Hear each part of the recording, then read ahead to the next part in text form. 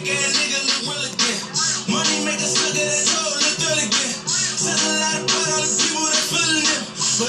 138.5 for Adrien Broner has got to be respected because, for one, that shows me that he's coming in ready. He's fought 3 times this year already. John Molina in March, Shawn Porter in June, and now we're in October and he's fighting for the WBA world title at 140 pounds. He's weighed in 1.5 pounds below the 140 pound limit. And basically right now, since he's been fighting at 140 or supposed to be, okay, put it this way. He fought Paulie Malignaggi. He weighed in I believe like 144 or something like that. He fought 146. He fought Marcos Maidana, weighed in something like 144. Then he goes down in weight in 140, fights Carlos Molina. Then he fights Emmanuel Taylor. And then after that, he was supposed to fight John Molina at 140, but he didn't make weight. Remember that. So then he fights Shawn Porter at a catch weight of 144, but we know later on the catch weight and the rehydration clause was later thrown out. So basically over the last 2 years since he's fought Gavin Rees in February of 2013, he's only had really 2 fights at the 140 pound limit. So seeing that, we should know right now that this is the biggest fight of Adrien Broner's career. How does a fight with Khabib Allakhverdiev become the biggest fight of your career? It's because we know right now at this point in time, if Adrien Broner is to take a defeat or have a rough fight, his career or his marketability is pretty much down the drain, because people are pretty much sick and tired of all the talk and not the skill to be able to back it up. And we know that a lot of times we have seen that he really wasn't too focused on his craft like he should be, especially leading into the Marcos Maidana fight, leading into the Shawn Porter fight, to whereas and now I can honestly say, especially as I say, going back to the fact that he weighed in at 138.5, I can honestly say that it looks like he's dedicated to his craft. Now, will we see the foot movement? Will we see him throw punches and bunches? Will we see a different Adrien Broner is the question I have right now. Because I want to make sure, I want to know, oh, by the way, Allakhverdiev weighed in at 139.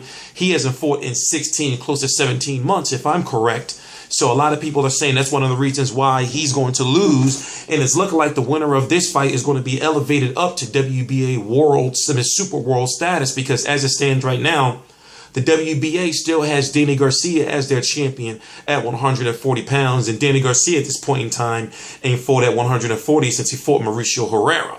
You know, and that's 3 fights ago. So I'm thinking that, you know, the winner of this fight sometime in the near future will be elevated to Super World Champion. And this will be Adrien Broner being a champion in 4 different weight divisions. But not only that, he'll have a recognized title. Right now, they're fighting for the WBA World. But if he was to win, or if Allakhverdiev were to win, then they would be, you know, elevated by the WBA. And the WBA, in my opinion, is a crazy organization because of all the different belts that they have, and you know, like who's the mandatory, that whole situation.